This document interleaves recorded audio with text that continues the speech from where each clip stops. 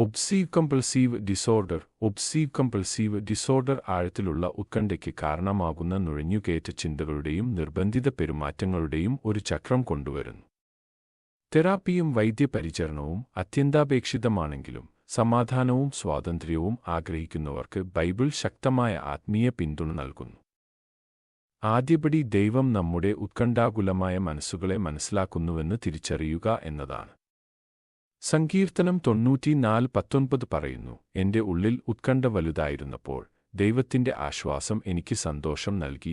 ദൈവം അകലെയല്ല, അവൻ നമ്മുടെ പോരാട്ടങ്ങളിൽ നമ്മെ കണ്ടുമുട്ടുകയും അവന്റെ സാന്നിധ്യത്തിലൂടെ ആശ്വാസം നൽകുകയും ചെയ്യുന്നു. ഉള്ള പലരും തെറ്റുകൾ വരുത്തുമെന്നോ ദൈവത്തെ അപ്രീതിപ്പെടുത്തുമെന്നോ ഭയപ്പെടുന്നു. എന്നാൽ തിരുവെഴുത്ത് 2 തിമോത്തി 1:7 നമുക്ക് ഉറപ്പു നൽകുന്നു, എന്തെന്നാൽ ദൈവം നമുക്ക് ഭയത്തിന്റെ ആത്മാവിനെയല്ല, ശക്തിയുടെയും സ്നേഹത്തിന്റെയും സുബോധത്തിന്റെയും ആത്മാവിനെയത്രേ നൽകിയിരിക്കുന്നത്.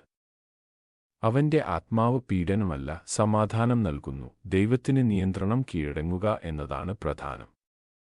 ഒസിഡി നിയന്ത്രണത്തിന്റെ മിഥ്യാധാരണയിൽ തഴച്ചുവളരുന്നു. എന്നാൽ സദൃശവാക്യങ്ങൾ 3:5 പഠിപ്പിക്കുന്നത് പൂർണ്ണഹൃദയത്തോടെ കർത്താവിൽ ആശ്രയിക്കുക, സ്വന്തം വിവേകത്തിൽ ഊന്നരുത്.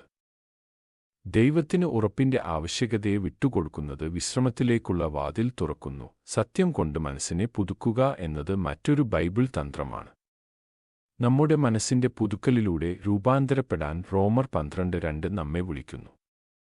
ദൈവത്തിന്റെ വാഗ്ദാനങ്ങളെക്കുറിച്ച് ധ്യാനിക്കുന്നത് നമ്മുടെ ശ്രദ്ധയെ ഭയത്തിൽ നിന്ന് വിശ്വാസത്തിലേക്ക് മാറ്റുന്നു.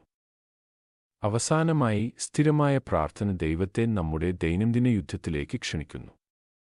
നമ്മുടെ അപേക്ഷകൾ ദൈവത്തിലേക്ക് കൊണ്ടുവരാൻ ഫിലിപ്പിയർ 4:6 നമ്മെ പ്രോത്സാഹിപ്പിക്കുന്നു. അതിനു പകരമായി അവന്റെ സമാധാനം നമ്മുടെ ഹൃദയങ്ങളെയും മനസ്സുകളെയും കാക്കും, തിരുവെഴുത്തുകളിലൂടെയും പ്രാർത്ഥനയിലൂടെയും ദൈവത്തിലുള്ള വിശ്വാസത്തിലൂടെയും. ഒസിഡിയിൽ നിന്നുള്ള രോഗശാന്തി സാധ്യമാണെന്ന് മാത്രമല്ല, അത് അവന്റെ സാന്നിധ്യത്തിൽ വാഗ്ദാനം ചെയ്തിരിക്കുന്നു.